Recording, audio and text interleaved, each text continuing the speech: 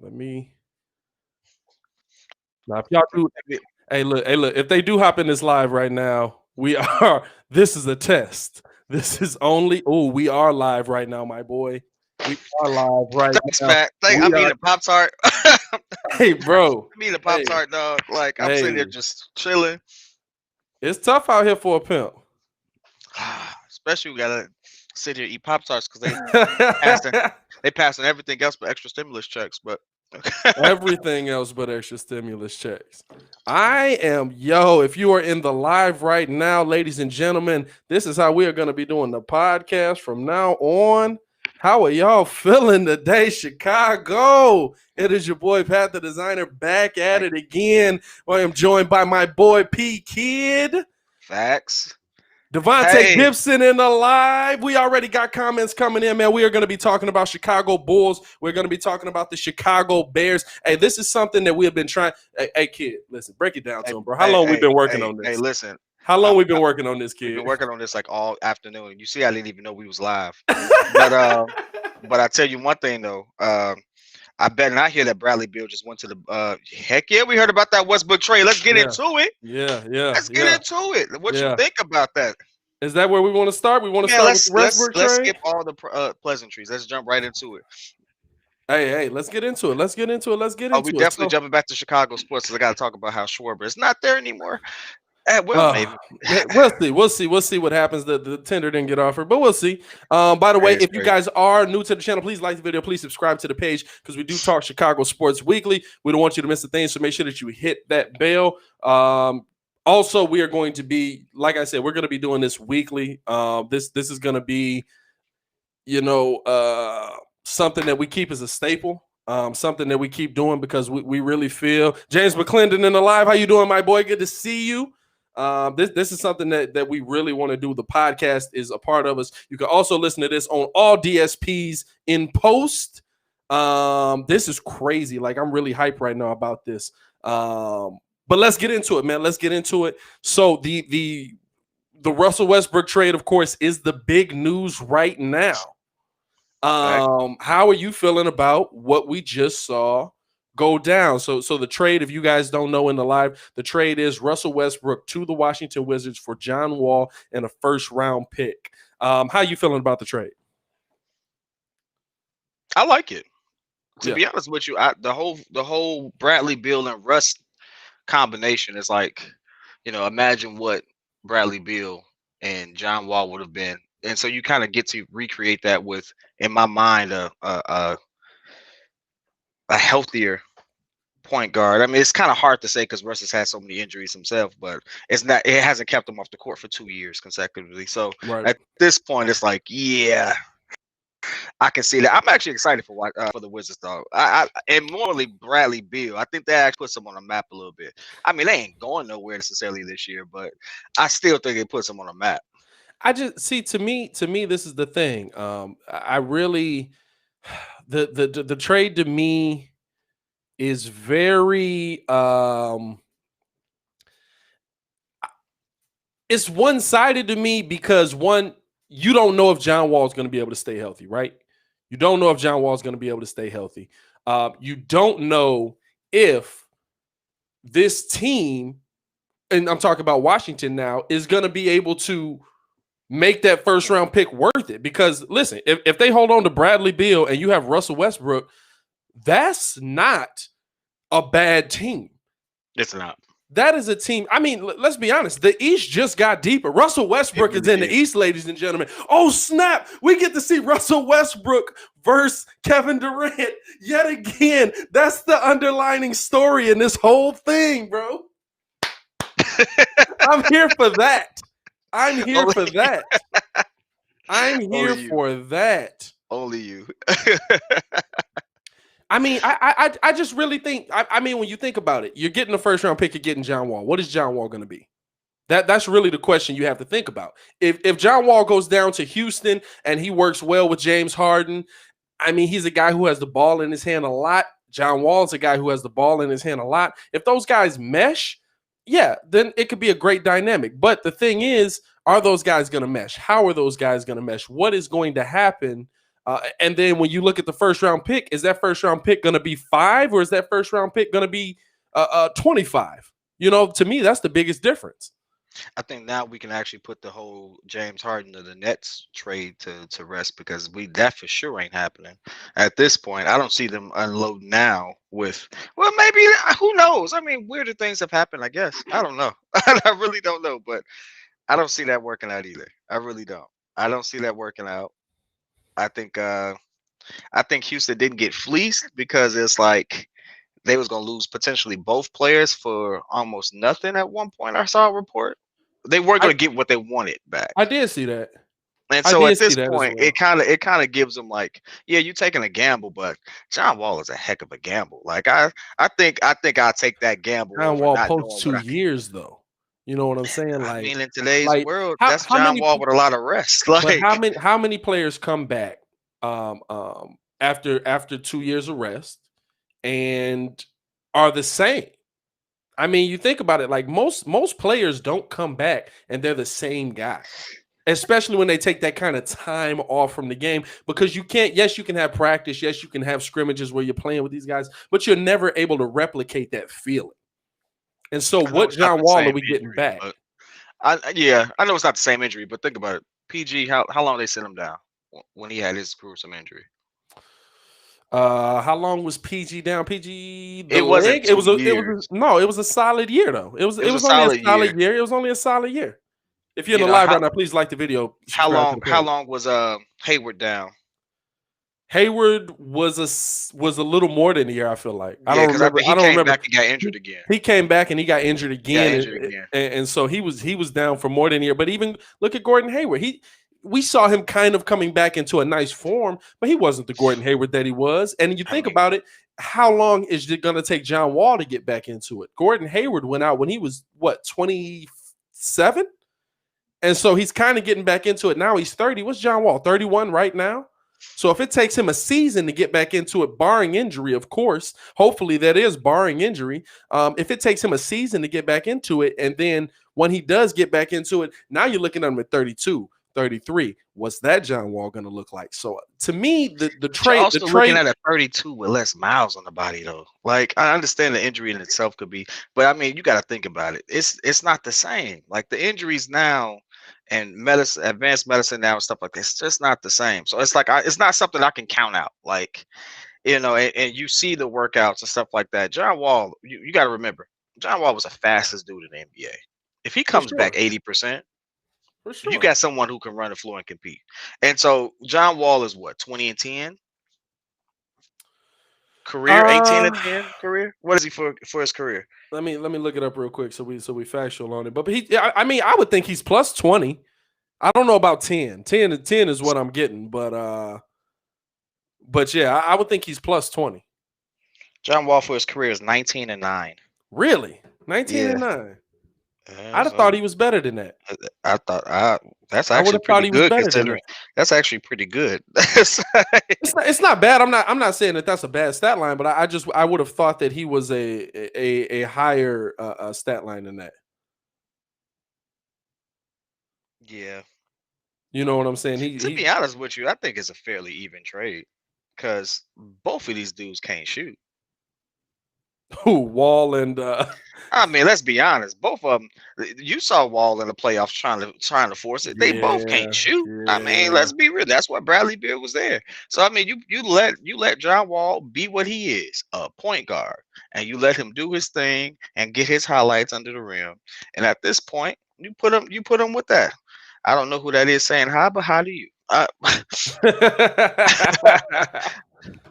It's just, bro. I don't know. I gotta respond to this comment. Yo, we let CP3 go to Phoenix. We didn't even try. I didn't even hear that we tried. You talk about the Bulls? Who else I'm talking about? I mean, see, this is the thing. And I'm glad that we're getting into this because now we can have the Bulls conversation. By the way, shout out to D-Bow. Talk about Otto Porter Jr., the party animal. That man is an assassin out here. That man is an assassin. D-Bow in the live. What's good, my boy? Here's the thing with... You're right about the money. Here's the thing with Chris Paul. I think the Bulls believe in the talent they got. I think we saw that from the draft. I think the that our AK came in here. I think the Otto Porter. I'm not sure if they believe in that. I think the AK came in here and he believes in what the Chicago Bulls have. Because you can see it from the draft picks that he went after. He went after guys that, they may not be the glamour guys, they may not be the big name guys, but they're guys that people feel have high ceilings. They're guys that people feel have an ability that can make an impact in the league right now. Like Patrick Williams, defense is going to translate. He's a guy that when he gets used to the NBA, he can make an impact in the league right now.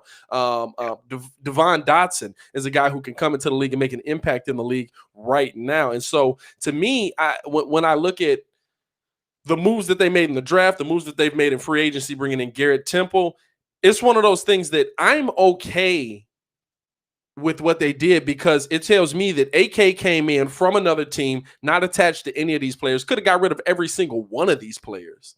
And he looked at the roster and was like, okay, Zach LaVine's probably a higher player than Chicago gives him credit for.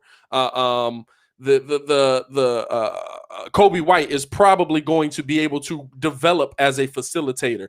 Lauri Markkanen is going to take steps forward. We're gonna see really what's gonna happen with Lauri with what they do with his contract. But to me, the biggest thing is that the Chicago Bulls really, really, really didn't make moves to deviate from the roster they had.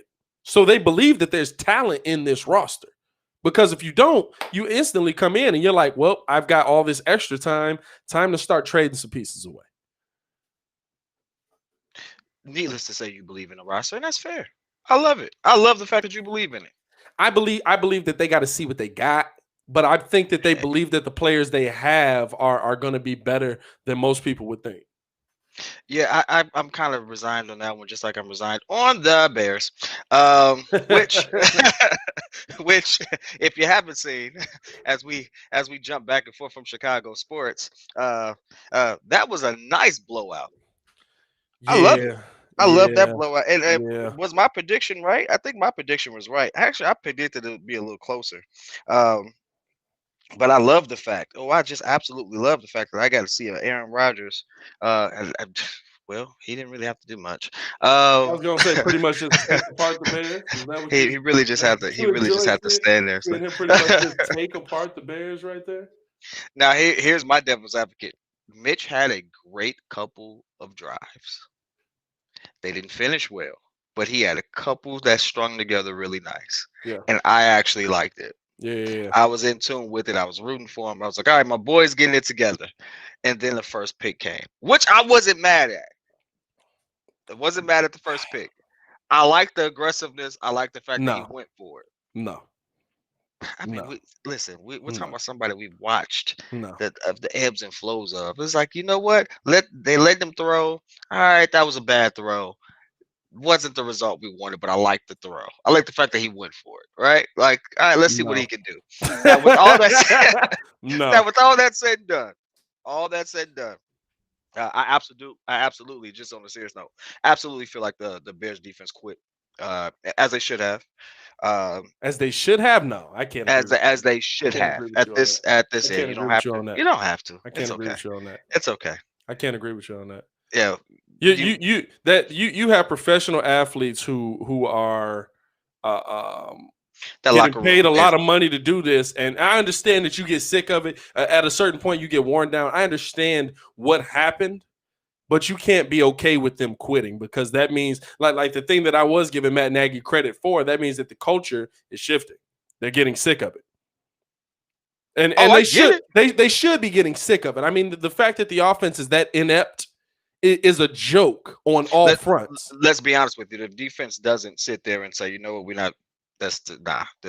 We calling this one in. You know what that does?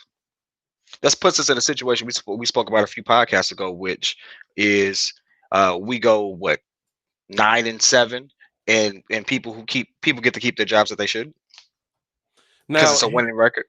Now you're right. Now I want to ask. Let's be honest. I want to Angelo in the live. What's good, my boy? I want to ask you this. I'm literally working like 15 things right now. Pause. Let me ask you this though. So with the Bears, I want to ask everybody in the chat as well. Let me know in the comments. As you can see, we're throwing the comments up on the screen. This is a crazy time in the Breeze podcast. I wish it was more people up in here, but we making it happen. Now you know what it is. I didn't realize that I could hashtag it all up on the go, and so I'm kind of just like it's kind of not gonna happen. But we know for the next pod. Killing me, bro. But we know for the next pod. Oh yeah, hey bro, I'm telling you. See, hey, listen. Ed Francis, bro, bear down and burn it down. Yeah, this is your first time in the chat with us, bro. This is what we do. This is what. Let me tell you something. The dudes that's in here right now. Shout out James McClendon. Shout out Legends Vlog. Devontae Gibson. Shout out you. I mean, Vince Phillips. What's good? Good to see you, my boy. Bro, this is what we do. Like we be in the chat going in, and they have literally become a family. So when I'm in here with these mugs, man, it is. I'm telling you, every Sunday is a problem. Every Sunday is a problem. But. Now, I want to ask you this. If the Bears, because realistically, they just faced the toughest part of their schedule. Realistically. Producer in the live was good, Joe. Realistically, they just faced the toughest part of their schedule. Okay. Where are we going with this? If they rattle off wins, is there a scenario where one of the two keeps their job? Pat, why would you ask me that question? Hear me out on it. Because this is what Muzz has been saying. But you know that there's a chance. And you know because it's Chicago sports. That's unfortunately what we're known for doing. Facts. Fumbling the bag, dog. So at this point, yeah. If they get some wins off, guess what? We are going to have one of those. But it's not some wins. It's not some wins. I feel like 8-8 doesn't do it. 7-9 does not do it. And they might get you in the playoffs, but no, that's not going to do it. I'm saying if you rattle off wins, and I'm talking about wins where I'm talking very different. I'm talking wins where it's a definitive win. Where it's a they finally get it together. They like you're watching and you're like, oh snap, Mitch is hitting his receivers on time. I understand that this is not a great defense, but Mitch is looking like he understands the offense.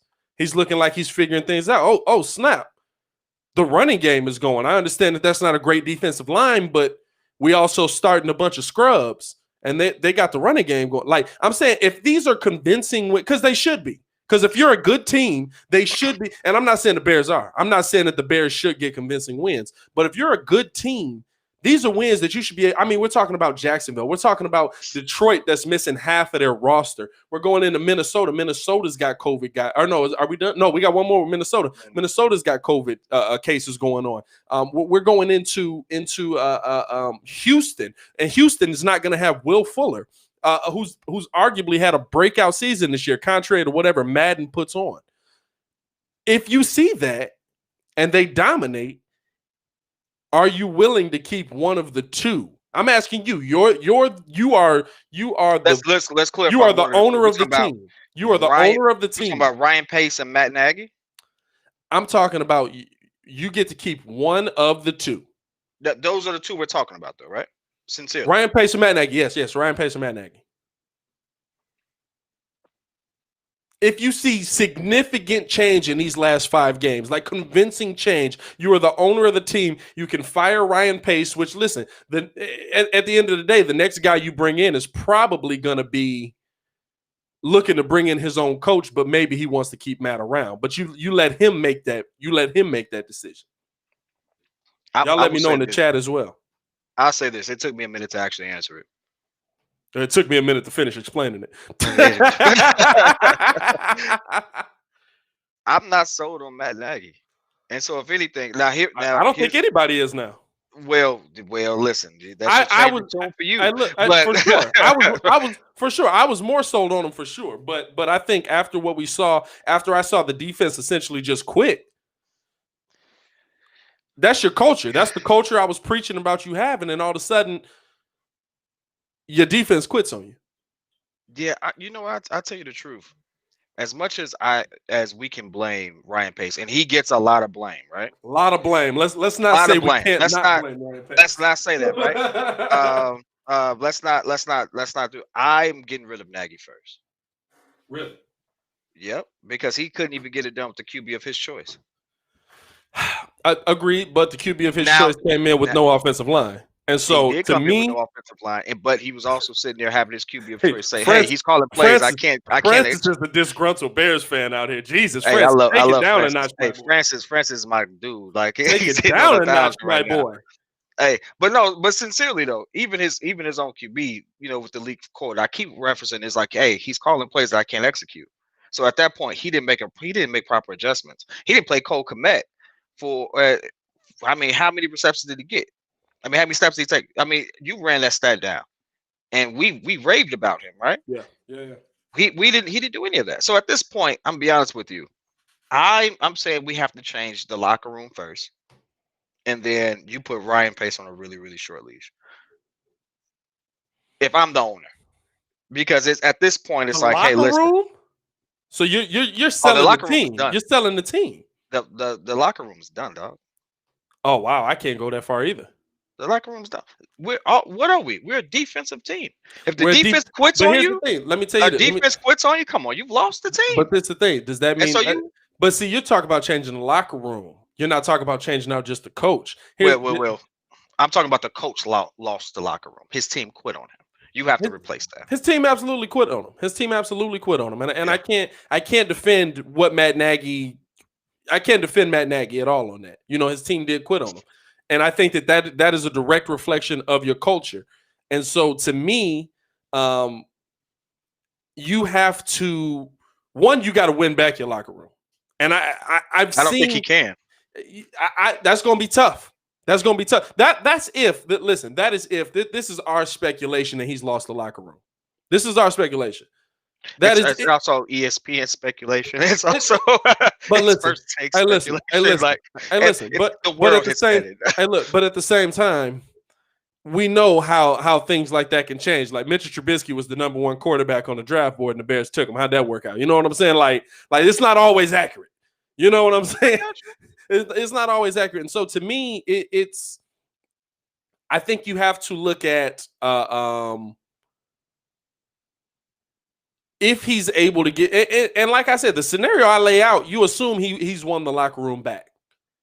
The scenario I lay out where they go on a run and they actually win some games, you're assuming he won the locker room back. I think what he's lost most is his receivers. Out of anything, I think that's what he's lost most. Because wide receivers want the ball. They feel like if you at least give me the ball, I get an opportunity to make a play. I'll say this. In the scenario you gave me, if we string together some wins, it's just people auditioning for their next gig. And let's just call a spade a spade. I'm just going to show the world that, hey, I can still do something, but I'm out of here. I think Matt Nagy is too. I think if any listen. So the whole team is auditioning for the potential next year. Possibly. Hey team, like listen. Hate to see it. A couple of them. Hate to see it. Do it. I think this is the biggest thing for me. If you get the wins, I can live with Matt Nagy being your head coach next year. I think you need to bring some other coaches in that are maybe a little bit better with play calling, maybe a little bit. I think there's some other options you need to do, but you got to think about it. What I always hear people say, you got to fire him. You got to fire him. You got to get rid of this guy. Who you replacing him with? Because everybody's saying Eric Bieniemy. Eric Bieniemy, why would he want to come here? My options are, you got to think about the jobs that's available.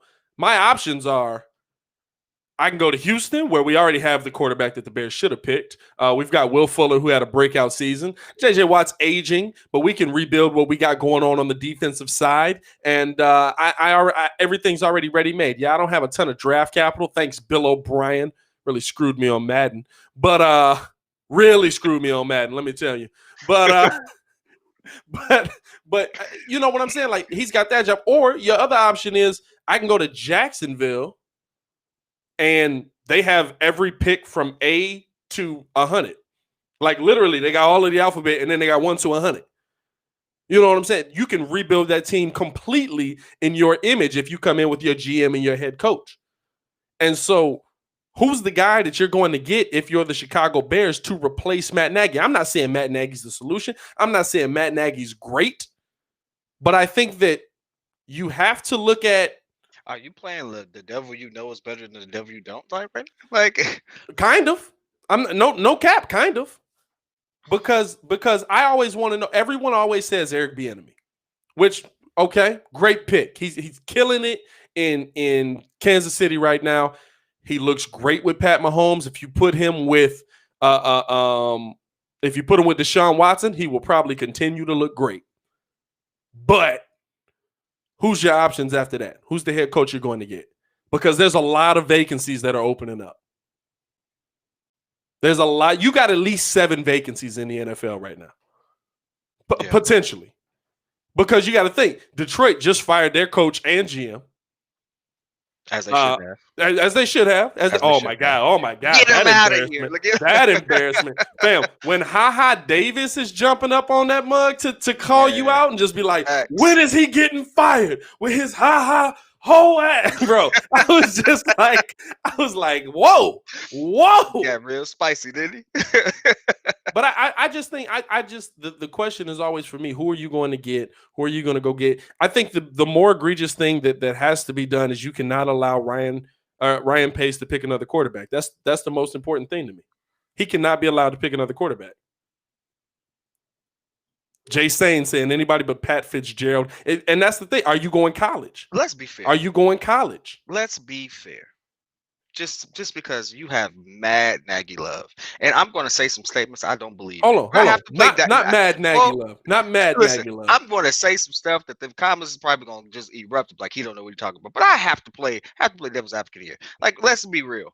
Even you said it. Mitchell Trubisky was on the board as a top QB, right? Yep. So let's be real.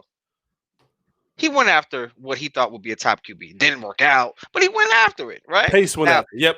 Yeah. Now, let's be honest. That's what you want your guy to do. Go after somebody rated high that you think will fit your system. And that's what he thought, right? Now, let's be honest. It had to be one of the worst picks. He had to have the worst luck in history. Like, he had 3 generational talents. One goes to win the Super Bowl, one wins MVP, and then the other one is still playing Killer Man, but he looks great. Hey, this is all just retribution for us getting Mike. It's all just retribution for us having Mike in the night. Hey, the Mike curses is killing. Man, I'm telling you. Hey, but still, like, let's be honest. Ryan Pace did what you wanted. He tried to get a top QB. The guy ended up being a bust, right? Yeah. And so, in all actuality, like, did he do that bad in that one? I mean, he did horribly. At hindsight is 2020, right? But if you keep it in that scenario, immediately afterward, it's like, all right, okay, maybe, right? Maybe. No. But Nagy definitively just fumbled the bag, though. He definitively just did that. Like, he definitively came in. That's not my guy. I'm not going to develop him. This, that, and the other. Yeah. Like, he had clear disdain for him and never did it. I think Matt gave it a good shot. Matt didn't give nobody no good daggone what shot. What you mean? 2 years? When do you think realistically Matt gave up on Mitch? Because he was 24-12 with him the first season. 24-12 is his touchdown to interception ratio. If Mitch could sniff 24-12, I would praise the heavens. I'm gonna say this. then we need to start talking about how toxic of a culture that we as Chicagoans have, because for a very long time we all said that he wasn't letting Trubisky go. He was holding him back. Old Chicago faithful was definitely screaming that. Hey. It was on ESPN. It was on he had no trust in him, and he actually said, "Now listen." Did he have his flaws? Absolutely. But we all saw that at some point, it just seemed like he was too much in his head and not necessarily letting him play. Yeah. And we saw other coaches just let their players play, and look what happened, right? And so let's be honest, that was a talk for at least a good half a season. I'm not crazy. I know what I heard. Like, I know I didn't like the Biscuits pick either. But after a while, I was like, yeah, it's kind of clear he ain't letting them ball. Like, if he sucked, but is it him? But is it him? Hey, listen. Is it him? This is the thing you got to. Muzz always want to. They want. You're right. They were saying things like that. They were saying things like to that. make him You're a right. pocket passer. But here's the thing. Here's the thing. He's never been a pocket passer. But listen, what? Here's the problem. What's his best asset? His legs. Mm-hmm. So when they put a spy on him, what's he gonna do? Because he's not Lamar Jackson. He's nowhere near Lamar Jackson. I'm going to be honest with you. I don't think he's faster than Daniel Jones after the 90-yard run I saw Daniel Jones put on. He topped out at 22 miles an hour. So it's not Daniel Jones. Daniel Jones is running for his life, but that's okay. Hey, listen, white people running from black people is never a good combination. You know what I'm saying? Live. hey, west side of Chicago, baby. We're live, baby. But listen, to me, when I look at how he coached Mitch. He tried to make Mitch what was going to make him successful in the long run of the NFL. He tried, I'll say this, he did not scheme around Mitch. He did. He tried to force Mitch. I think that's true. He tried to force Mitch into his scheme, but his scheme does call for a pocket passer. Okay. So he's trying to teach. Have the personnel to have a statue in the pocket. You have to adjust. That's your job. But Mitch, we talk about the players. Mitch doesn't have to be a statue in the pocket. Mitch doesn't have to be a statue in the pocket. Look what happened when we get a statue. Nick Foles didn't do too well. Exactly. And that's why you can't tell me he ain't more accurate than Biscuits. That's why. And listen, that's why all of a sudden everybody's like the offensive line looked better last week. No, it didn't. I saw Charles Leno Jr. trying to block a man from his back. Like I'm no fan of the offensive line, but I'm no great offensive lineman. You know, never been in the trenches really. You know, I play a little bit on the Turkey Bowl, but it's hard to block somebody when you laying flat on your back. I'm gonna give you a good example. Right, we don't use all the other people that got fired. Most of them got fired because of what? Most of them didn't make what? Adjustments, right? No, me and you can debate it all day long, but guess what? Nagy did not make adjustments. So guess what? Get him out of here. That's what I said. Get him out of here. And listen, I think that's his biggest fault. I think that is his biggest fault as a head coach. No. Wait. He gets fired twice because he was a play caller too. Yeah, he fired himself on one. He fired himself on one for sure. Get him out of here, dog. But this is what I'll say. I think that Nagy tried to force Mitch to be a piece in his scheme that just didn't work. And maybe Mitch just doesn't fit his scheme. Maybe he'll be able to have that Ryan Tannehill effect somewhere else where somebody finds the perfect spot for him. But here's the thing. His best attribute, his most deadly attribute is his legs. And if you put a spy on him, which teams have done, it forces him to be a quarterback. And we've seen that does not work. Just because the line breaks down doesn't mean he can't move left and right. I'm not saying that the line doesn't affect what he does. I believe that if the line was better, he absolutely probably would have looked better in his career. But that doesn't mean he's going to be better than Deshaun or better than Mahomes or even better than some of the guys that went later than him. In this NFL, you have to be able to deliver the football as a quarterback. And we can look at Lamar Jackson as an example from this season. Is Lamar amazing with his legs? Lamar is amazing with his legs. I mean, listen, in all honesty, haven't seen somebody run with the effortlessness and the escapability like that probably since Mike Vick. And a lot of mothers want to bring up the man who played today at 340, RG3. He was very good. He was real good, but he couldn't escape, which is why that man had 47 concussions. I would say this. I'm glad you brought up Lamar because Lamar and his coach not really adjusting looks real mediocre right now, don't he? Lamar don't look the same. Lamar, especially because the bar has already been set so high. And so realistically, you kind of hold on though. That's not Jim Harbaugh. Jim Harbaugh literally adjusted everything to him.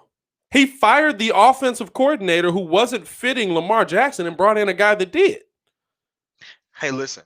But Lamar can't deliver the football at a high clip. Let's just have a scenario, right? Let's just say that Trubisky could have had a Lamar Jackson season and then have this drop off that we've seen here. Would you have taken it? I would. I would rather take. I'm gonna be honest with you. I would rather take, and I know it's a lot of smoke and mirrors, but numbers wise, I would rather take what we saw from Mitch in his first year, numbers wise, not how he went about it, because there was a ton of smoke and mirrors. I would rather take what we saw from Mitch numbers wise in his first season, because what was that? It wasn't great, wasn't terrible, it was mediocre. If this offense is mediocre the entire season, is it really? I had to highlight that comment. I noticed. If this offense is mediocre the entire season, how many games do the Bears win? If they can score 25 points a game, how many games do the Bears win? Dog, if they could score 25 points a game, we wouldn't even be having this conversation. Exactly. But that's not an elite. But look, that's not an elite offense.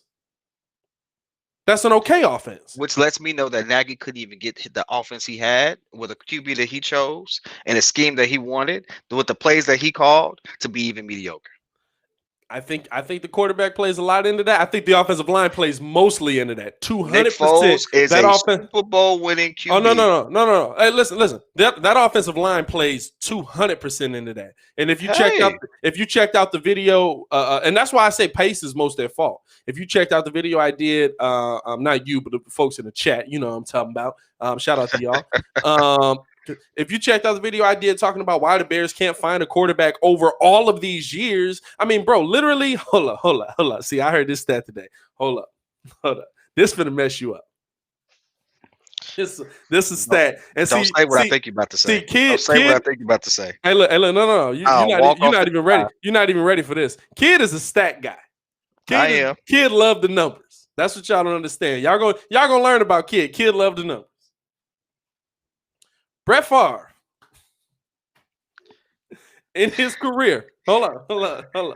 I mean, he's like the leader in INTs by like a mile. Like it ain't even close. Hold on, let me get the number right. INTs over the next QB. No, like, for sure. But this doesn't even matter. INTs don't even matter. I gotta make sure I have the number right. Career touchdowns. Yeah. Here we go. Brett Favre, over his career, has 497 touchdown passes. 497, right? Pretty good number. Real good. Amazing. I already know where we're going. The Chicago Bears top 4 quarterbacks have 492. Combined. The leader in that, Jay Cutler.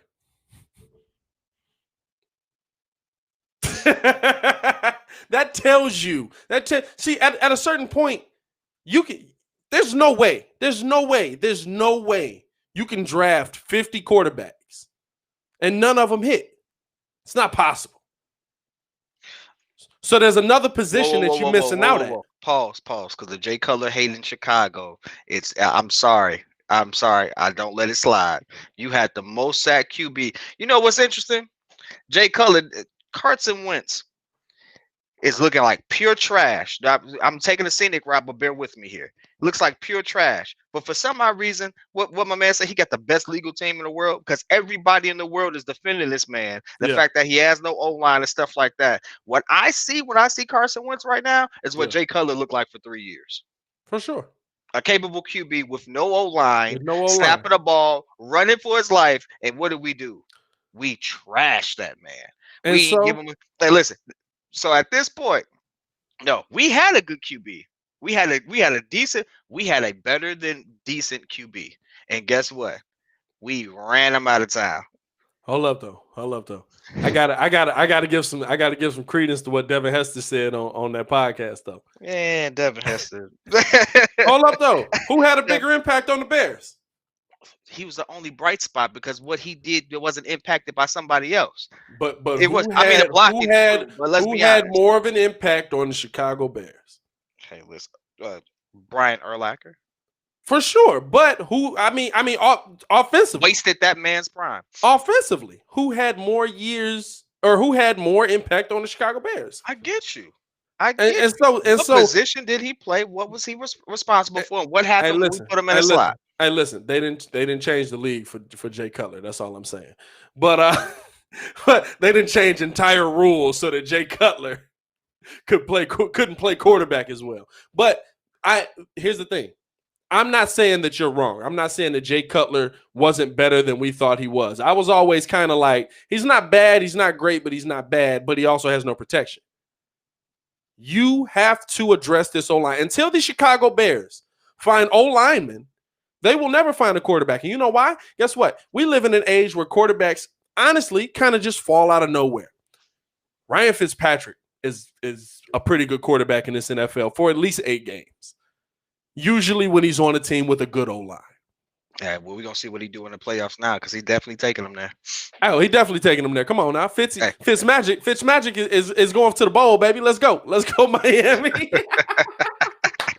But you know what I'm saying? Like, until this team addresses the offensive line, you won't find a good quarterback. And Muzz will be like, now listen, they definitely missed on the one that might have worked because Deshaun Watson ain't got a good offensive line either, and he still looks pretty good. Oh, yeah. And so you probably missed on the one that would have worked, but go back through the history. Let's talk about Donovan McNabb. That wouldn't have worked. Who was blocking for him? Now, at that time, a little bit better. You had Colombo. You had, oh, my goodness. Don't forget the Hall of Famer. Come on. Olin Kreutz. You know what I'm saying? A little bit better. But still, over time, I mean, we've drafted 11 offensive linemen in 30 years, bro. Like, until you address that position, you will not improve. I fully agree with that. You will not find a quarterback until you address that position. It's a culture thing. We have to let go days of the past. Let's be honest. We are still chasing the 85 Bears, and they're like, oh, monsters of the Midwest. Hey, listen, we're no longer the monsters of the Midwest. I wasn't alive to see them, so I ain't chasing nothing. We are no longer that team. We need a complete overhaul. I'm with my man. Bear down and burn it down. It's time to let it go. Yeah. At this point, I would take a really good offense, an elite offense, and a bad defense. I would love to just see the change. I would love to see it one time in Chicago. Like, you remember that time we had a gunslinger QB who was just making it happen? Hey, listen. You can see it in Seattle this year. That's what it is. And now, but that's the thing. Now they've come back to earth. You got to have a happy medium. That's true. You got to have a happy medium. And so that's why I say I would keep the defense intact. And I would look at your offense and I would say, okay, in theory, you feel Cody Whitehair's a good center. You feel that James Daniels, I'm hearing, I'll keep saying this till the cows come home, from offensive linemen who have done this at a very high level, that man's technique is flawless. He's going to be a 10 to 15-year vet in this league. So you got 2.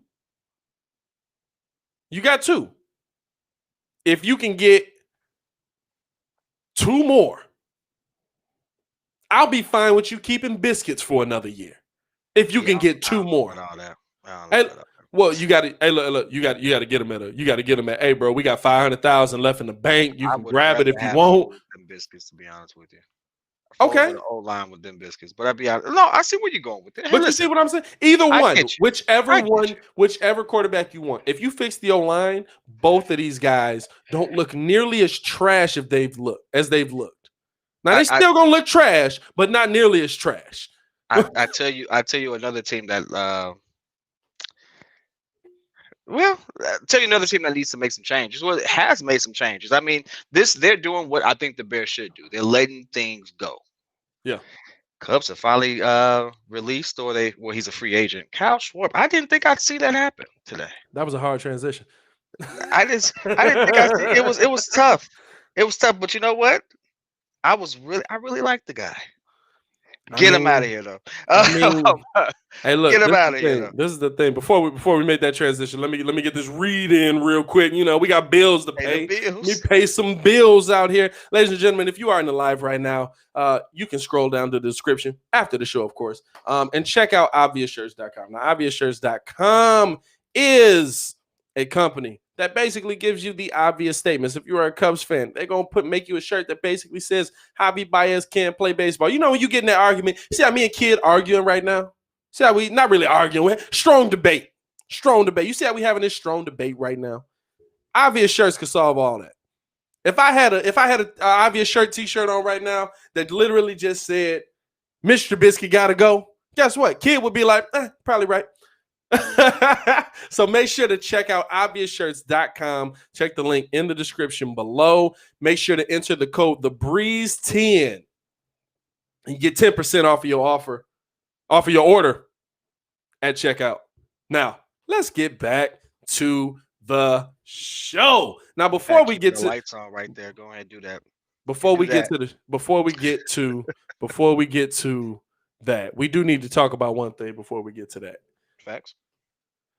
I'm gonna need everybody in the chat real quick. If you're in the chat right now, first off, if you're in the chat and you haven't thrown a like on the video, I'm gonna need y'all to throw a like on the video. But if you're in the chat right now, I'm gonna need y'all to comment prayers for Nate Robinson real quick. Jesus. Oh Lord. I'm gonna need y'all to comment some prayers for Nate Robinson real quick. I promise you. We talked about the meme after I decided to wear the shirt. But I saw a meme with my man Jake Paul looking like Ali over him. I was like, yo, no, can't do it. Now, here's the thing. Respect to my man for getting in the ring. Boxing is not a sport to be played with. It is not a sport to be played with. It's one of those sports where it's like you go in there thinking just because you played a professional sport that you got hands, you ain't got hands, dog. And for one, I want him to take a real good look. I want him to take a real good look at all his guys behind him, his training camp, whoever they are. Yeah. I want all his celebrity friends. Everybody's got to be fired. Sit there. Everybody right there. I really need him to be like, why y'all let me go out like that? Because my man went in there looking like he was going into a street fight and he got handed. He got his tail handed to him. So at this point, listen. As long as he's remembered. As long as he's remembered as a Knicks player and not a Bulls player, I'm good. Hold up. We're not going to disrespect Nate on the basketball level, though, because Nate gave us one of the most entertaining games of all time. Probably one of the most entertaining games in Bulls history, no doubt. Nate has given us some of the most memorable moments in history. So many memorable moments. This one being one of them. the best thing I saw was he didn't stake you, bro. The best thing I saw was he was tweeting. He was like, "Yo, I'm doing this for my NBA brothers, man." And Steph Curry like quoted the tweet, and he was like, "Hey, man, do your thing." And Nate was like, I'm a shock the world tonight. And Steph commented on it like 4 hours later. It was like, no lies detected here.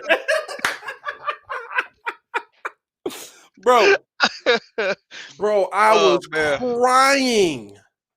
I was crying, bro. Like, oh my God.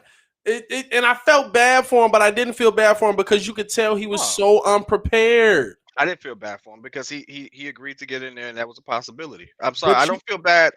You signed up for that. Yeah, you could just tell. To potentially get your butt whooped. He should have had the same cause Roy had. No knockouts, no nothing. Maybe it would have worked. Hey, look. This is what I'm gonna say. This is what I'm gonna tell Muzz. And listen, y'all gotta understand. I understand, you know, we all been in these conversations. We didn't have these real conversations, but I ain't getting knocked out by no white boy, man. Don't play with me. Listen, these is different white boys in 2020. They doing UFC, they doing boxing, they taking this serious, bro. This ain't 95 no more. You can't come out here and talk about I'm not getting knocked out by no white boy, and then you come out looking like you boxing like. Don't get in the ring, bro. Don't get in the ring if you're not prepared for that, bro. I'm talking about and listen. Shout out! The whole boxing thing. I'm not gonna lie to you. It was a very fun night to watch. It was, and I'll tell you why. I didn't even know Jake Paul was fighting. I'm not even gonna stunt with you. I was happy to see Mike in the ring. Like I was just like, yo, I lived to see Mike Tyson fight a fight that he's not getting his head beat in on. Like I'm actually just excited about this. Now Roy had to take some Advil after that. He was getting his head beat in, technically. And I saw about 4 times where Mike stopped himself from knocking Roy out. Yep. But because you know how Mike, you know, he had a nice combo. He could hit him with. You know Mike's patented move. I literally saw he going to the body. He's going to the body. He's gonna give you about 4 to the body, and then he's gonna uppercut real hard. And he brought that uppercut and thought about it and was like, "Oh, I don't want to hurt him," and stopped the punch and brought it back down. Hey, look, I'm not mad at any of the fight we saw. Muzz was kind of upset. It was like, I don't like it. It's a cash grab. Blah blah blah. But I like what Mike said after the fight. Because a lot of people was talking about Jake Paul for doing the celebrity fight thing for, you know, you shouldn't be doing this. Like, this is not real boxing, blah, blah, blah. Mike said boxing was dead. He said this was a dead sport. I didn't even know who this kid was until my son told me. And he's got 35 million subscribers that are tuning in to watch him fight. Boxing was dead.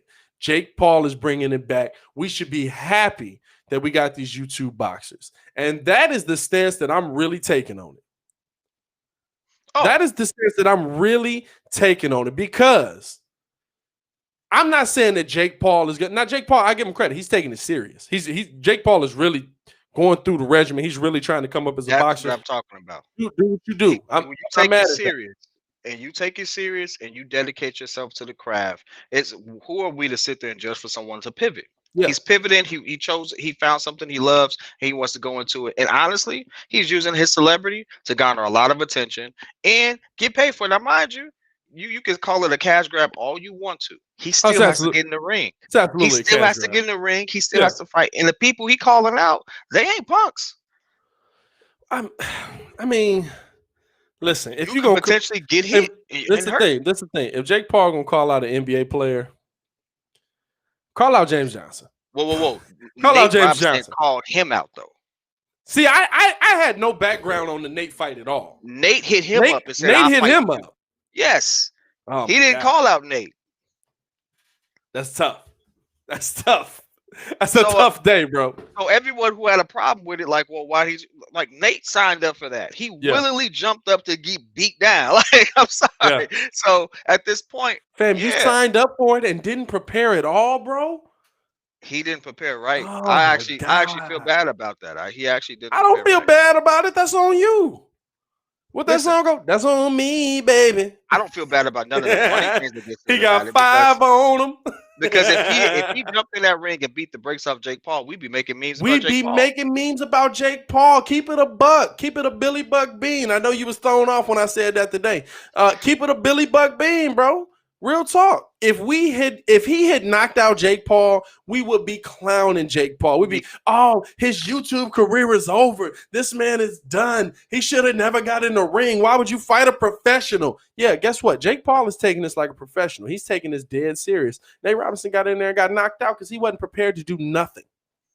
I am just now getting into, like, just recently, before I even knew this fight was happening, getting into the sport, and I will say this. Yeah, you know, you're right, Mr. K. I see you. I'm gonna respond to you just for that. I felt bad for the fact that he looked so bad. I don't feel bad that he got knocked out. Like, honestly, I feel bad that it just looked so bad, and it seemed like he had no real support system. I don't feel bad about that either. You gotta be honest. If you let me if you sit there and you train with me, you let me go out there like that, dog, I'm going to be looking at you at the end of the day like, you gonna let me really go out there like that? Like, really? Like, we supposed to be boys. You gonna let me go out there like that? Facts. Like, did his corner sit there and say, slow down? I didn't hear his corner say make any adjustment. Like, seriously, dog. You can't go into them fights with yes man for sure. And I think that's what it seemed like. Now, I could be wrong. Yeah. But that's what I'm looking at, right? Yeah. And for him to take a picture next to post a picture with Floyd, and Floyd to reach out to him, now I'm wondering, like, hey, if he was that close, you didn't get out. Why didn't you get Floyd to come train with you, to come spar with you, so that you can, fam? And that's what I'm saying. Give me some advice. Like, was it entertaining? Yes, it was very entertaining. I was very entertained. I'm not gonna lie to you. The best part of the night was Jalen screaming at the top of his lungs, just like, no, like he said, like Nate Robinson set the culture back 40 years on that one, bro. Man, I'm not even gonna stunt with you, but to me, the biggest thing about what we saw that night was that he was just so unprepared. And to me, honestly, the same thing goes for Roy Jones. Roy Jones was not prepared for that fight. Mike Tyson was. Now, I'm not going to be one of them mugs that's in here naive that say, you know, Mike could still go with some of these young boys today. He could probably still do it. Blah, blah. Mike was looking good. I don't want to see Mike fighting Triple G. I don't want to see Mike fighting Canelo. I don't want to see that. That's not going to go well for Mike. It's not going to go well. I'm just being real.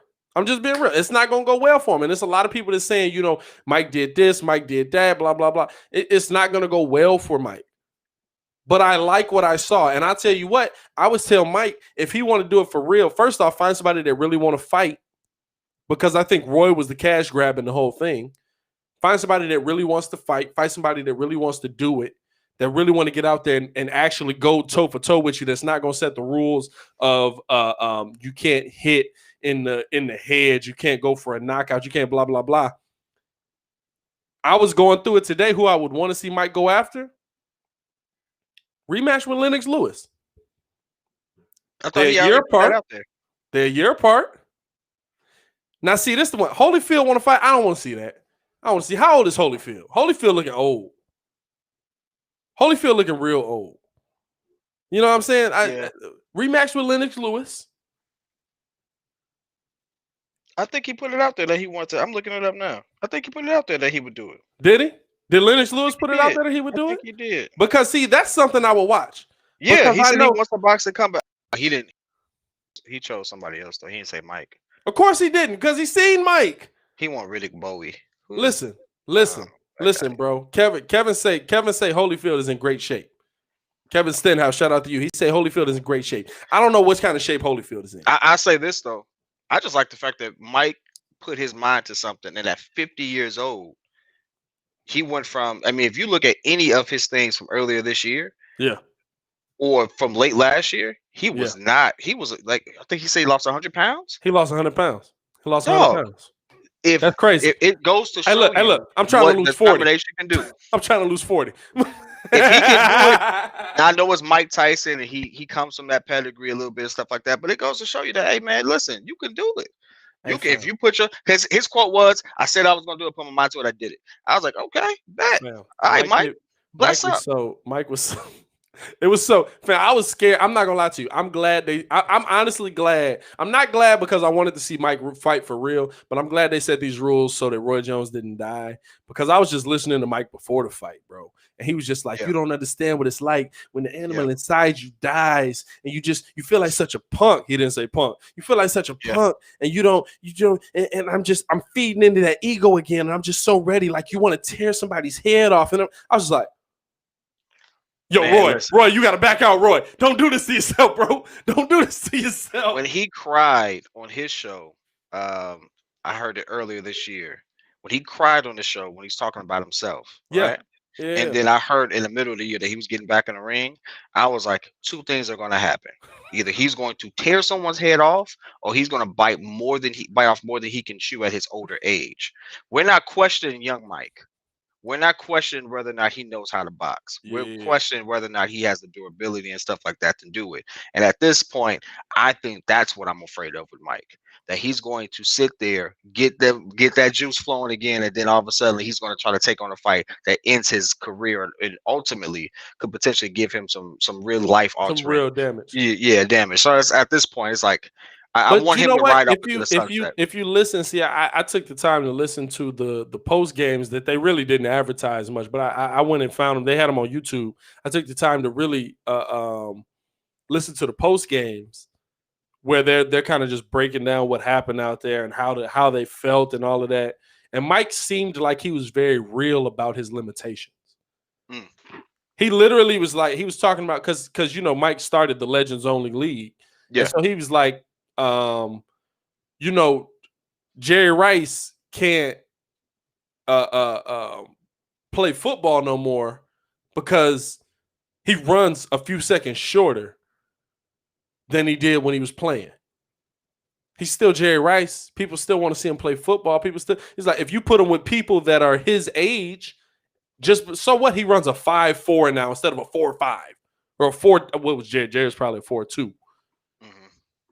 He's like, but he's how he was talking. He seemed very real about where he was at in his life. So I don't know if he would have that moment where he's like, "Yo, I really want to go back and fight one of these real dudes and see if I can get the heavyweight belt back." One, because you can get one belt, but then who you got to fight again?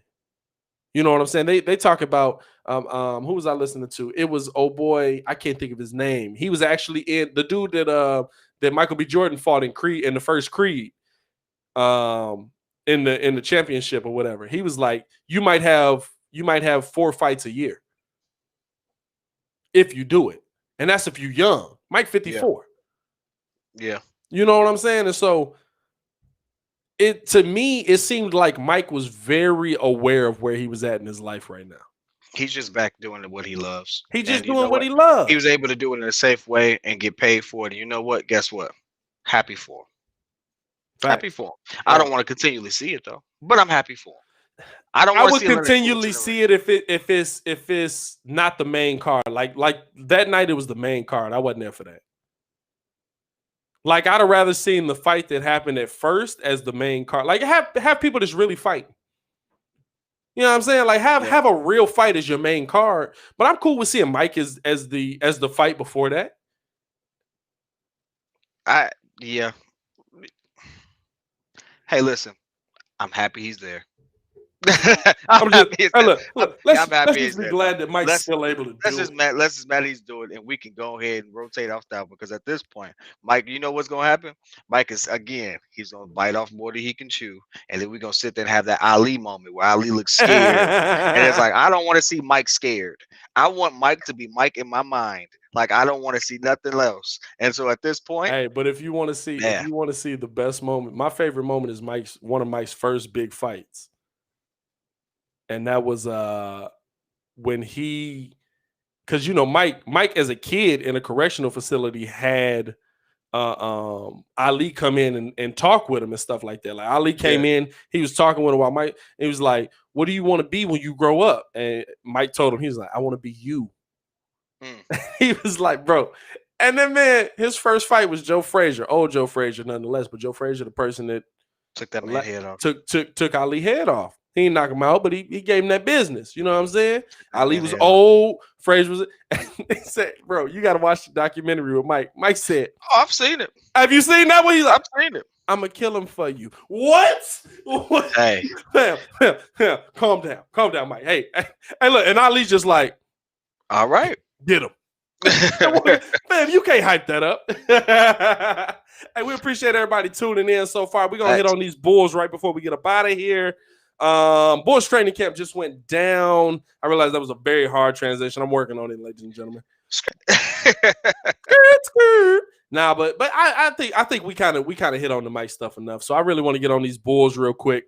Bulls training camp is going down. We've heard a lot of things. As I posted today, if you guys haven't seen that, check out the Larry Markkinen video.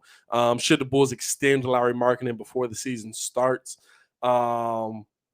I think the deadline is the 21st. I'm looking at this Bulls roster, and we kind of touched on it in the beginning. And I'm saying, I think, and here's my hot take. I don't usually do these. I usually leave these to Ringo back in the day. Here's my hot take. We will see a most improved player on the Chicago Bulls this year.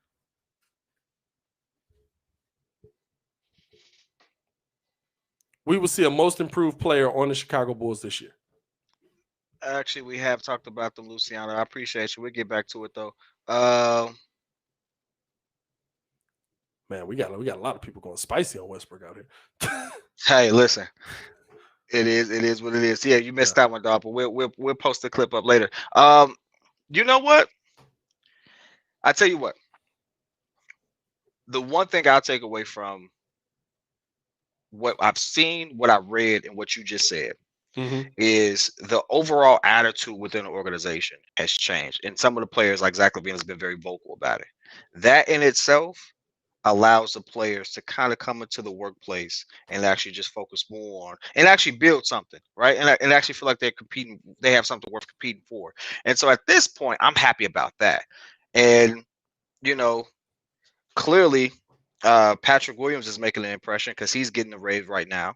And so that goes to show, maybe it wasn't such a bad pick. Maybe it gives up something to look into. Like maybe AK knows what he's doing. All right. So maybe it wasn't a bad pick. I know everyone said I thought they should have picked Denny. I thought Obi Toppin was the pick. But hey, like if he's making a good first impression, I can't wait to see him against real competition and not just at the training camp. So listen, with those things being said, it's like, hey, I agree. Maybe Kobe White does have most improved. Maybe he does because he's going to be leading. He's going to be starting. He's going to be leading the team this year. It seems that way. It definitely seems that way because Billy Donovan came out and he was like, he hasn't confirmed any lineups yet, of course, but he came out and he said that Kobe White is going to take a good chunk of the ball handling, and so it definitely seems like Kobe is going to be the starting point guard in this offense. I mean, in all honesty, I haven't heard nothing about Sato. Like I forgot Sato was on the team for a little bit. I did too. Bro, when I tell you, like I heard Kobe talking about it today, and they asked him, they were like, are you coming in here with the mindset that Kobe White or that you are the starting point guard? And he said, absolutely not. Absolutely not. I have to prove myself. I have to do what I got to do. I'm going to come in with the mindset that I want to be the starting point guard, that I'm going to go get that job. But I can't say that I'm the starting point guard yet because the coach hasn't told me that I'm the starting point guard yet. But he says that I'm going to be involved in the offense. I love that mentality. I love what I heard from him. I love what I heard from him. I love that energy. Keep bringing it. Keep bringing it. I tell you one of the key takeaways for me, because it kind of addressed some of the things that we spoke about, is AK explaining why they had a quiet free agent period. And he got real honest about it. And I love when you kind of really get inside the mind of the GMs. And it really, hey, bro, European. They just honest, bro. They just honest, bro. The direct quote. Hey, AK, why'd you fire guard? We saw that we had to make a change. Change. The quote, and this goes a lot to what you said. We were pretty happy with the roster we had. We didn't have a lot of wiggle room to work with. We added players that were versatile. We added some leadership experience to the roster we already had, and that was mentality, and also preserving cap room for next summer and using the season to look at our roster and evaluate to see what long-term goals will be following this season. And to me, it's like, man, I like that. I like that. Hey, listen, this is first. He came in, he made some big moves. We're going to evaluate this talent, and then boom, we're going to make sure we save some cap for next offseason. I like it. I like it. Let me know the game plan. Give me some hope. Right. Let me know the game plan. And that's why I think extending Lowry right now is so important. Because if you extend and hear me out, if say Lowry's terrible, right? Like say he's exactly what he's been, 15 and 10.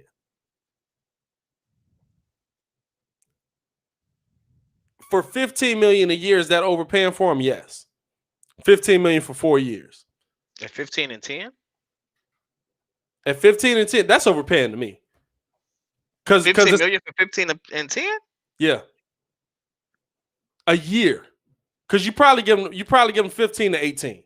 I mean, Haywood just got 120. Just got 120 for 19 and 10. Hey, listen, so I mean, that's not a contract. That's not a contract we can compare anything to. I mean, look, my favorite one. Did you send me the video where it was like, hey, so here's the contract we're gonna offer you? He's like, is this the money y'all giving me? Is this the money y'all for real? Yeah. What's wrong with that? Y'all want you want me to give us? We can give you more. No, that's good. Hey, that's good. Hey, that's not a contract. That's not a contract. We can compare that too. I'm just for kicks and giggles. But I mean, realistically though, I don't think it's overpaying. I mean, 15 million. Well, you think he's probably going to be in that 15 to 18 million a year. If you're giving him 18 personally, I'm giving him less years. So if he's giving me a double, you're not going to pay him $15 million a year? Depends. This is the thing though. It depends on how he fits into what you're trying to do, because right now he's supposed to be the guy for your team. He's supposed to be. He's supposed. Zach is your guy, but he's supposed to be. He's supposed to be the right hand man, right? He's supposed to be your right hand man, and so. If he's giving me 15 and 10 under a coach that didn't know what he was doing, and he finally has a coach that knows what he's doing. Yeah, but Lowry looked bad last year. That was complete regression. Lowry went from 19 points a game to 15 points a game. I mean, the team looked bad last year. The only person that was sitting there just showing out was Zach. Kobe had some spot, but Kobe's fighting for a spot. But that's what I'm saying. Like I see this team improving. I see Lowry improving, and so I would pay him his money now if you can give him 15 to 18 million, and say he does. What I'm saying is, say he does play bad. That's money you can live with, because if he balls out, now you're talking about 125 to 180 million dollar contract, and yes, it is that kind of range. Now you're talking about adding at a minimum $55 million a year to his contract. Now, I'll be honest with you. If he's supposed to be the number 2 or potentially the guy, then that type of person deserves that type of money. If they're going to produce for you. But if you can get him at 6, if you can get him at 60, no, I don't take that. I don't roll that dice right now. I don't roll that dice because he didn't show me he can. He had flashes. He regressed. All right, listen. It's a new regime. Show me what you can do. Yeah. And then we'll come to the table. I think that's just astute business moves right there. Like you have to do it. I'm thinking more. Say you sign him to a contract before you get him in. Say you get him at 17 million a year, and he's a bust. And now we've taken not a bust for where he was drafted. He regresses even more. I'm not even gonna say that. I'm saying he plays plays at the level he played last year. Maybe not as bad, because I don't think it's even possible for a team to play as bad as Jim Boylan. I don't even think that's possible. So his career becomes that 15 to 18 points a game guy. He never gets past that, because we saw him. We thought he was heading towards 25 this year. His first game last season, he dropped 35 points in that game versus Charlotte. So we thought he was heading towards super heights. But say he stays at that 15 to 18 for $15 million, especially depending on how COVID does, depending on what happens with that, you can trade that. So if you sign him on a contract like that, that's a piece you can trade. Maybe you get a lower pick back, or maybe you get some players with expiring contracts back, but that's not a contract that's untradeable. Now, if you wait, yeah. I don't see a downside to signing him before the deadline, is what I'm saying.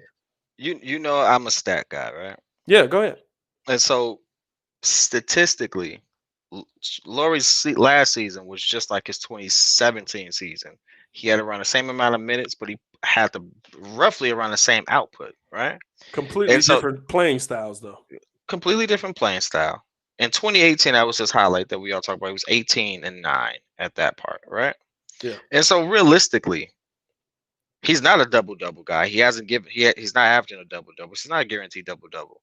I think it's the best move to just sit here and say, hey, show me what you can do. And, you now have someone who obviously the communication within the organization is better. All the players feel better about it. And now it's like, hey, show me what you can do. Because at this point, yeah, no, 15 million is too much to give. I wouldn't sign him. I just wouldn't. And he's shooting like Russell Westbrook. 42%.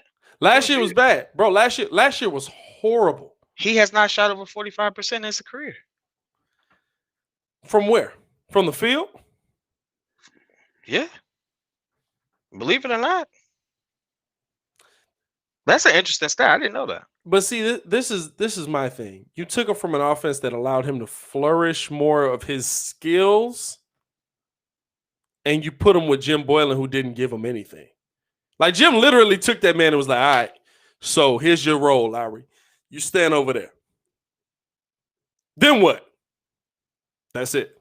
I didn't think past that because my brain don't work, because I shouldn't be a head coach in the NBA.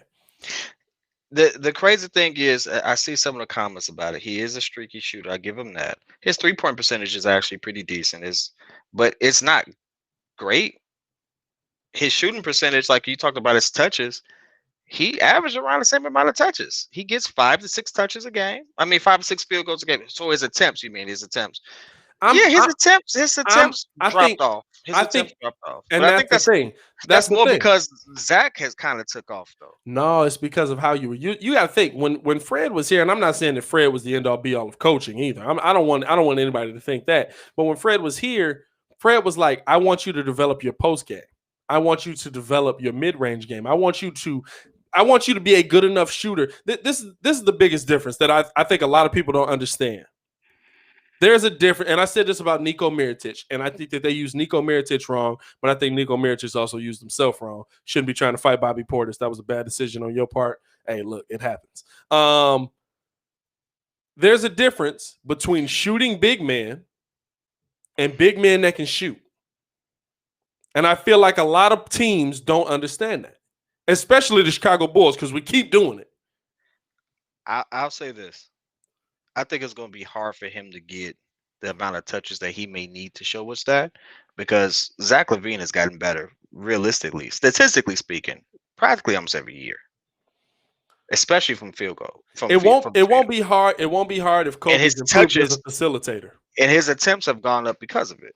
And so, it's the thing. I get the love for Lauri, but let's be honest with you. I don't think it's not even love. Listen, it's not even love, because if you let him go, he 15 points a game. Mugs wake up in this league and find 15 points a game. Yeah. But I do see, like Jay Crit said, shout out to you, Jay Crit, for being in the live, man. Jay to switched up the profile picture on him. Don't hurt him, Jay. Don't hurt him, Jay. P1 out here. Mark, that is true. What I say with Lauri is, I want to see him in this. If he can't flourish in this system, he ain't got it. Because Billy's gonna cater to what he does well. Mm-hmm. You know what I'm saying? Like, Billy's really gonna cater to what he does well. And like I was saying, there's a difference between big man that can shoot and shooting big man. I think Lauri's a big man that can shoot. Now, I think he came in with the moniker of shooting big man, but I think he's become more of a big man that can shoot. What amazed me about Lauri was not the fact that he could shoot the basketball. What amazed me about Lauri was the fact that people had to respect his jump shot enough that he would pump fake the mess out of you, drive that mug, and yam it on your head. Yeah. I want to see that. Show me that. Don't show me the shooting big man out of the corner for three for the entire game. Show me the dude that came into the league in his second year and was putting the ball on the floor. Yeah. And I think that's the thing that the Bulls are missing, because Zach attacked the basket. Kobe was your shooter. You needed somebody else to attack the basket. What do you think about Denzel? Okay, all right. That's what we're doing. Hey. Spot up shooter. Spot up shooter. Listen. Frank Nitty. I'm sorry. I didn't mean to do that to you, Denzel. Frank Nitty. I'm sorry. God dang. That's the type of stuff we let. We got to talk about the other players. We got to talk about the other players, because now at this point, do you think that he gets back? We got to talk about him. We got to talk about, Wendell Carter Jr. We got to talk about all of them. We got to talk about all these players that we just avoided to talk about for the last 10 minutes. And so, Denzel is a scrub. But hey, Jay Crit, don't hold back, bro. Hey, no, Denzel is a scrub. Look, here's the one. Here's the comment, though. Here's the comment. Denzel question, wrap it up. Hey, I love it. I had to do something to get you off Lauri's nuts, though. But anyway. Oh, wow. We had to transition off of that. It's like, hey, the Finnish guy's not that great. The thing is, Lauri's in the news right now because he's got the contract. And he's supposed to be a cornerstone. Hey, look, listen. You don't got to do that. I'm just messing with you. Now, we keep it real on here. I like the rest of this roster. You got to build the bench up. You really do. Like, Denzel's on your bench. Sato's on your bench. Right now, probably Patrick Williams is starting off on the bench, depending on if Otto Porter Jr. is at a party or not. C. Hutch is on the bench. Shout out to Alex in the live. Yeah. Hey, look, I want C. Hutch to be good so bad, bro. C. Hutch is one of them dudes, bro. So far, it's just like, if he's healthy, bro, his body should allow him to be very good at basketball. Like, I'm just looking at him and I'm like, fam, why aren't you better? Why aren't you better? Like, get better. And so I really hope C. Hutch does well. You got to build out your bench though. And Yeah, I think if you look at the starting lineup, you're not mad at it. It's a starting lineup that's growing. Kobe White's probably your starting point guard. You got Zach at the 2. You got Otto at the 3, possibly Patrick Williams coming in at the 3, depending on where the season takes you. You got Lowry at the 4. You got Wendell at the 5. 4 out of 5 of those guys, we got to figure out, are you going to make it in the NBA? Legitimately, 4 out of 5 of those guys, we got to. Well, not Otto. We know Otto can play. I'm about to say, wait a second. I'm talking more long-term. Patrick Williams as your starting small forward in that situation. Yeah. But 4 out of 5 of those guys, you got to figure out, can you play in this NBA? And so that's your starting lineup. And I think there's talent there. I think there's potential there. I think that you got the players that actually fit with this league. But now I look at the bench and I'm like, all right, Devon Dotson, he can be something maybe. Is Hutch something? Is Denzel something? I think Daniel. Hold on now. Let me say something. There's a piece on your bench. Daniel Gafford is a piece on your bench. Daniel Gafford is a piece. Daniel Gafford is a starting center in this NBA, but Wendell Carter Jr. is in front of him. And listen, if Wendell don't get it together, there might be a job available. There might be a job available, bro. I'm not even joking with you. Daniel Gafford to me is, and we got to touch on this before we get up out of here. We appreciate y'all for joining. Daniel Gafford to me is the new generation Joakim Noah for the Bulls. He's the dude that is willing to do anything to get it done. And he's going to do it. You know, as much as we talked about, I hate to just throw this out there. As much as we talked about the Knicks, we sure got a lot of forwards on this guy daggone team. Oh, yeah. The Bulls very forward heavy. What you mean? What you mean? Not even a joke. Not even. Hey, listen. I don't want to hear no more Nick jokes at this point because we got a whole lot of forwards, and some of these people like, "Dag, I hope." This hey, listen. Hold on. Luke Cornett will never see the floor, and Cristiano Felicio should have been shot yesterday. That's too far. That's too far. My bad. That's too far. Too far. Dotson, Devin Dotson. They picked undrafted rookie, but he was nice though. He was nice. He had something to look forward to. You know, I ain't saying that he's gonna be the next best thing, but I say he has some some potential out there. I like his aggressiveness. Here's one that I'm gonna throw at you, and then we can kind of I want to touch on Joakim a little bit, just on some personal stuff. You see, I got the jersey on. Shout out Joe. Shout out Joe. Hey, that's my guy. But when I look at this team, I look at the pieces that they picked up. And Kobe White was talking today, and I'm like, yo, do they think more of Kobe White than we think? Because Kobe White grew up playing against Pat Williams and Devon Dotson. And they're two guys that he feels very comfortable playing with. Are they trying to make Kobe comfortable so that he's able to get his game to that next level? That was a reach I wasn't prepared for, but I mean, both out of North Carolina. I think you got something right there. Both out of North Carolina, and they both literally. Kobe was like, me and Devon was super cool because like we was always fighting for who was the number 1 point guard in the state. Like they knew each other, like they were friends, like legit. And so, yes, it's a reach for sure. Hey, look what Kobe said. That was what Kobe said. That was a Mika Biobi stretch. Listen, it was a good one. You made me have to go back and think about that one. It's like, oh, okay, yeah. All right, listen, I don't know. I would say this: if it is something that's brewing right there, good look for them. Good look for actually seeing what could develop. I think Kobe White is I wasn't high on him initially, but then I gave him a second look. Hey man, listen, he actually got some stuff.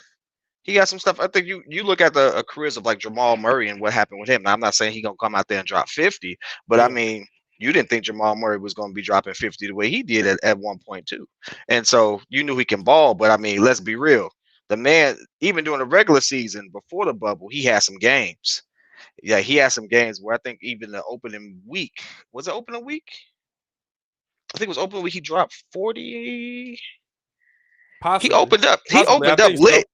I think so. He opened up the season kind of lit. So I was like, you know what? Hey. And his time went up and down. If you look at his career track, his time went up and down. Like he'd have a hot game, and then they'd sit him for some reason, or he didn't get as many touches or something like that. They'll go away from him. Right. Looking at Kobe White's career, is kind of taking the same shape. Like he'd have a hot game, and then we wouldn't go back to him and stuff like that, which is interesting. But I guess that we could just chalk that up to Jim Boylan or Boylan, whatever my man's name is. It doesn't even matter what his name is, bro. He's out of here. Thank God. Yeah. So I mean, at this point, hey, listen, I'm liking the approach that we're taking. Let's find out what they're gonna do. Let's see how they gel. Let's put them in a better situation. We got a coach that knows what he's doing. We got a coach that's not afraid of the lights, basically, because I mean we see what he's dealt with in the past. We see the players he's dealt with, so he's not shying away from any challenges that Zach LaVine brings up to him. So I mean, that's what I was Zach worried about. Speak up. I want Zach to speak up. Just like, hey, coach, I don't think you're doing it right. Oh, you don't? Oh, you don't? Really? Well, you know who said this worked? Kevin Durant. Are you Kevin Durant? Are you Kevin Durant? I'm gonna need you to calm down, Zach. I'm gonna need you to calm down, Zach. So at this particular point, I love it. I love the fact that that AK's taking that approach, and we just gonna wait and see. Now, obviously, just for Bulls faithful, let's not make it seem like we finna go to the finals. We're not going to the finals. Not at all. All right, let's be real. But listen, I'll tell you this: I see a winning season, which we haven't seen in a long time. I see a winning season. What you 72 games. So what's half of that? Would that be? Ooh, I know, but I'm gonna let you go ahead. Come on, bro. I'm gonna let you go ahead, bro. It's the reason I talk sports, bro. I mean, 72 divided by 2 is 36. But anyway, 36 okay. 36 for the Bulls. Hey, you know I was going to the calculator. Public school. Anyway, hey, listen. I can't even blame public school for that. They taught me how to add and subtract. Divided was always the one, though. Divided was the one. I got you. But I was cool till they threw letters up in that mug. You know what I'm saying? I was straight till they threw letters. No, I'm gonna be real with you. I can see the Bulls having a winning season. 30. Whether how far above 500 it is. This man said carry the one. Shout out to Jay Cripp for being on the lookout. Hey, he been kind of spicy over here. I like Jay. Jay is my guy, man. Jay is a P1. He's been here for a minute. But real talk, I think that I see the Bulls having a winning season. Because Billy Donovan's never had a losing season. And I think that I see the Bulls. You got to think about the Bulls. Let's be clear. Billy Donovan has benefited from some great talent. For sure. And he doesn't have that today. For sure. He has good talent. He don't have great talent. So let's be. For sure. But I think this is the thing. When I look at the East and how the Bulls match up and even the West, think about how many games the Bulls were up for real. Like not even a joke. We were up 25 on the Lakers. And not like like early season Lakers. Mm-hmm. No. This was Lakers that was ready to play. LeBron was on the court. Yeah. We let Alex Caruso get off and dominate us. We lost to a dude that looked like Mr. Noodle's brother, Mr. Noodle. Like, bro. The bald eagle. That's what they call him, the bald eagle. You know what I'm saying? And so, to me, I think that a lot of those games were lost at the end of that game because it's like, all right, so how do we adjust to what they're about to do? How do we adjust to it? And then all of a sudden, Jim Boylan had no adjustment. There was nothing left. And so it was like, oh, well, the adjustment is here comes LeBron. Here comes, and it's not just the Lakers. You know, there were a ton of games like that. I just want you to pause that thought 1 second. My man just said, why did we resign Valentine? We resigned that, bro? To basically a nothing deal, but yes. It's basically listen, I'll tell you exactly why. No, I got you. No. I just wanted to address the fact that was there. I'm like, cool. Guess what? He can go ahead, warm up some towels, get some water. I love it. Guess what? Hey, Crit ain't no joke. Kid be dropping ice cold water on hope. Swear to God. Hey, Crit. Hey, Crit, you don't even know, bro. You don't even know. I be going in. I don't care. Listen, hey, I'll tell you exactly why we started Denzel. No, I can't let you do it. Listen to my reason. To the fact that we was talking about playing LeBron and we was up 25 and the ball eagle did all that. We're going right back there. Because guess what? Ain't no reason why. No, see, here's the thing. This is why. And see, my man's re-signed him off his shooting, honestly. No, we didn't. For sure we didn't. I'll tell you why. We re-signed him because the league says you have to have at least 15 players on the team. The league says you have to have at least 15 players on your team. We needed 15. Bro, he was like, you didn't know we re-signed it. I'm be honest with you, I didn't pay attention to it. Yeah, I looked at, in all honesty, I mentioned him earlier, just a transition. I was just joking. I really didn't care about whether or not we re-signed him or not. I really was looking at, if we fumbled this Patrick Williams pick or something like that. I didn't care about nothing else. So at this point, I see where we're going with it. Guess what? Would you rather have Jello Ball? They kind of the same dude, no cap. No, at least I know Jello gonna bring something else to the team. You're gonna sell some tickets or something. LeVar gonna push that. You getting some extra publicity off of that joint. You sell a ball boy, but hey man, I feel like for the first live, this was a lit podcast, man. Y'all have come through. Shout out to y'all in the live. Shout out Jay Crit. Shout out Devontae Gibson. Devontae, did you change your profile picture in the middle just so we can see who you were? We know who you is, my boy. Shout out Bulls fan. Shout out everybody that's sitting there, man. P.Kidd, I appreciate you for coming through as always, man. Hey, shout out to Joakim Noah, man. Have a happy retirement, man. I don't even know if he is retiring, but his agent said he's leaning towards that. But if you are, bro, have a happy retirement, man. Hopefully he come to the Bulls and teach these mothers how to have that fire. I would love to see him as a coach. I would love to see Joakim as a coach. Anywhere but on the floor. I would love to see him. True. Yeah, for sure. Let's not go too wild out here. Take it easy, Joe. Take it easy, Joe. Take it easy. Hey. Although, swap out Denzel Valentine for Joakim Noah. Oh, I do that in a heartbeat. You got that one. Hey, man, we appreciate all the love. We're going to get up out of here. It is your boy, Pat, the designer, back at it again. I am joined by P.Kidd. Make sure that y'all check out the links in the description below to continue watching our content. Check out the profile. If you haven't done so, like the video, subscribe to the page. Y'all know how we do. It is your boy, Pat, the designer, back at it again. I'll see y'all tomorrow, man. Y'all stay safe out there. Peace.